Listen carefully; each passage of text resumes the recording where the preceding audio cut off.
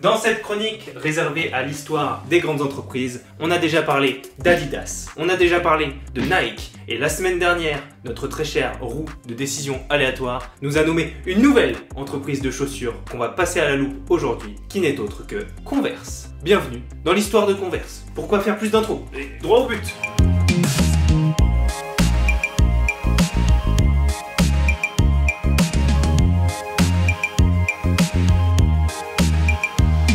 On est en 1908, on est dans le Massachusetts aux États-Unis et on y retrouve notre protagoniste principal de cette vidéo qui n'est autre que Marky Miles Converse. C'est marrant parce que nous, quand on entend Converse, on pense toujours à la chaussure. Alors que, à l'époque, Converse c'était juste un nom de famille un peu bizarre. C'est un peu comme Steve Jobs, tu vois, parce qu'au début, Jobs c'était juste un nom de famille un peu bizarre, et quand il a monté Apple, et bah c'est pas du tout le bon exemple en fait. Non, pas du tout, en fait, pas du tout. Le Marquis, il avait un rêve. Concevoir une paire de chaussures dont la semelle est tellement antidérapante que jamais tu peux glisser avec. Ça sent le mec qui est passé 16 fois dans Vidéogag et qui en avait un peu ras-le-bol de glisser partout. Et dans cette optique antidérapant, ne pas glisser, il va concevoir le modèle absolu de la chaussure antidérapante, qui n'est autre que la botte en caoutchouc. Oui, la botte en caoutchouc, t'as bien compris, oui. Celle dont tu te sers pour aller pêcher dans les marécages ou pour aller voir les bergères, éventuellement. Bon, je le sens, vous n'êtes pas convaincu par les bottes en caoutchouc. Alors, je vais rajouter que ces bottes en caoutchouc, elles étaient fourrées. Ouais, et que la semelle aussi, elle était en caoutchouc. Et du coup, très difficile de glisser avec les bottes qui en plus étaient fourrées. Non, ça vous convainc toujours pas, j'ai l'impression. Par contre, ça va convaincre des tonnes et des tonnes d'Américains, puisque la Converse botte de pluie style, et bah c'est une des chaussures les plus vendues des États-Unis encore aujourd'hui. Bon, après, elle valait 5 €. C'est moins cher qu'un menu best-of au McDo, donc je peux comprendre, je peux comprendre le succès du coup. Mais Marky Mills Converse, il veut pas vendre des bottes de Happy Meal toute sa vie, tu vois. Du coup, il décide de se diversifier et il va s'intéresser au domaine du sport. Bon, je vous dis qu'il a voulu se diversifier et c'est vrai. Par contre, il a quand même profité pendant 9 ans du succès des bottes Converse parce que, bah, je suppose qu'il aime l'argent. Un peu comme tout le monde, hein. Je pense que vous, derrière votre caméra, vous aimez l'argent. Enfin, moi aussi, j'aime l'argent. C'est un sujet sensible, hein, on peut passer. Je vous l'ai dit, il va s'intéresser au domaine du sport et un sport en particulier, le basketball. Alors oui, pour nous, petits autochtones de 2021, ça nous paraît assez évident que s'il arrivait à faire son trou dans le basket, et bah sa marque elle serait visible partout, puisque le basket aujourd'hui, ça a une couverture médiatique vraiment non négligeable, ça a des fans partout dans le monde, mais il faut savoir qu'à l'époque, bah c'est pas encore ça. Et c'est même plutôt risqué d'investir dans le basketball à l'époque. Et oui, on est en 1917, ça fait que 25 ans que le basket a vraiment été inventé par James Naismith, pour ceux que ça intéresse. Et la NBA, elle sera inventée que 30 ans encore plus tard. Mais bon, Monsieur Converse, il s'arrête pas là, il crée sa chaussure de basket, la All-Star, et ça séduit pas mal, puisque ça devient une des paires de Converse les plus vendues de l'entreprise Converse. Mais pour Marky Miles Converse, c'est loin d'être suffisant. Et donc vient la question, quand tu crées un produit pour un milieu particulier, que ça se vend mais que t'aimerais que ça se vende plus, qu'est-ce que tu fais? Eh ben t'engages une célébrité du milieu en question, tu la fais collaborer avec toi et tu la fais devenir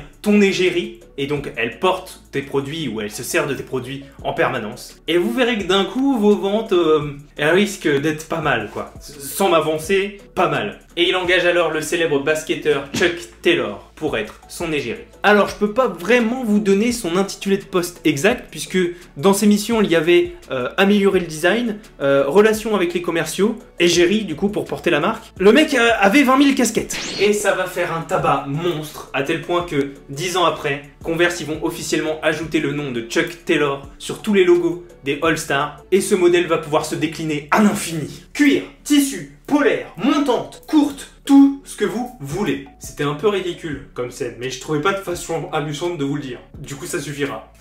Et là, on arrive à une période de l'histoire qui est pas franchement rigolote. On arrive à la Seconde Guerre mondiale. Et comme pratiquement toutes les entreprises qui ont voulu survivre à la Seconde Guerre mondiale, Converse a été réquisitionné pour l'armée. Et donc, retour aux sources. On refabrique des bottes, mais cette fois pour l'armée américaine. Vous le savez si vous regardez souvent les épisodes de l'histoire des grandes entreprises, pratiquement toutes les entreprises qui ont survécu et qui sont encore là aujourd'hui, alors qu'elles ont été créées avant la Seconde Guerre mondiale, elles ont été réquisitionnées comme Converse pour faire d'autres choses, pour se servir des usines, pour aider l'armée. En même temps, quand t'es en pleine guerre mondiale, je suis pas sûr que ta première préoccupation ça soit d'acheter des M&M's ou des Chuck Taylor. Voilà, après, peut-être, à mon avis, échapper à la mort, ne pas te prendre de balles d'AK-47 dans la tête et survivre tout simplement. C'est une activité suffisamment prenante pour que t'aies plus vraiment le temps d'aller à Chaussea baver sur des nouvelles paires de Converse. Voilà. Après, je n'ai pas vécu la guerre. Peut-être que Chaussea a fait un tabac. On n'a pas encore traité cette entreprise. Mais à mon avis, non. Je ne pense pas. Cette réquisition, ça leur a permis de survivre à la Seconde Guerre mondiale. Une fois qu'elle a été terminée, ils ont un peu retrouvé leur gloire d'antan. Ils ont même été, en 1984, les sponsors officiels des Jeux Olympiques. Mais tout ça sera de courte durée. Au début des années 2000... Trop vague. Tu nous fais le coup à chaque fois. Au début des années 2000, ça veut dire quoi? T'as pas une année précise? Si, 2002. Bah voilà, 2002. Pourquoi tu dis au début des années 2000 si t'as la date? 2002, on est tous d'accord, 2002, c'est plus précis, c'est concret, nous c'est ce qu'on veut, à toi. Ok, donc je disais, en 2002, Converse est au bord de la faillite. C'est vraiment la merde. Je pense qu'on peut utiliser le terme. C'est vraiment la merde, à tel point que la société va être rachetée par une autre grosse société dont on a déjà parlé sur cette chaîne. Converse, en 2002, a été racheté par Nike. Tom Clark, celui qui était à l'époque le président du développement de Nike, a justifié le rachat de Converse par la volonté de son groupe de croître grâce à des marques qui ne sont pas Nike et qui ont une forte identité. Et là pour le coup je pense qu'ils pouvaient pas tomber à côté de Converse. Parce que je suis sûr que si je vous l'avais pas dit, Converse vous n'auriez jamais su que c'était Nike. Enfin, sauf si comme moi vous adorez les Converse. Dans ces cas là vous le savez, c'est un peu la culture. Je me la pète, on continue, c'est pas fini. Et voilà, le destin de Converse a été scellé, puisque avec Nike comme appui, ils ont redoré leur blason. Et aujourd'hui c'est une des marques les plus connues en termes de chaussures. Je vous invite à aller regarder l'histoire de Nike si vous voulez savoir la suite, parce qu'on parle un peu de Converse aussi dans cette vidéo. Mais en attendant, abonnez-vous! C'était bien placé ou pas? Parce que je suis pas encore très à l'aise de le caler au milieu, mais à la fin personne n'écoute. Du coup, c'était bien? Dites-moi dans les commentaires. Voilà.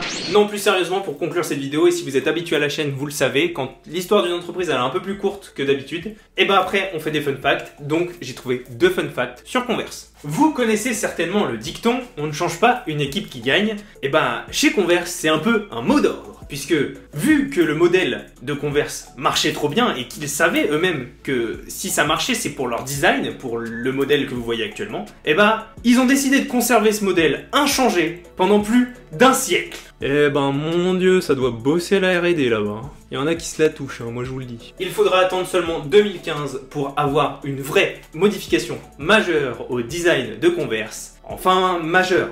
Disons que ça concerne la semelle, qui a été repensée pour être un peu plus confortable. Alors, je sais pas si visuellement ça choque vraiment beaucoup. Est-ce que du coup on peut dire que le compteur de modification est toujours à 0 et donc bientôt on pourra dire que pendant 150 ans, Converse n'a jamais changé son design? Voilà, je laisse les paris ouverts.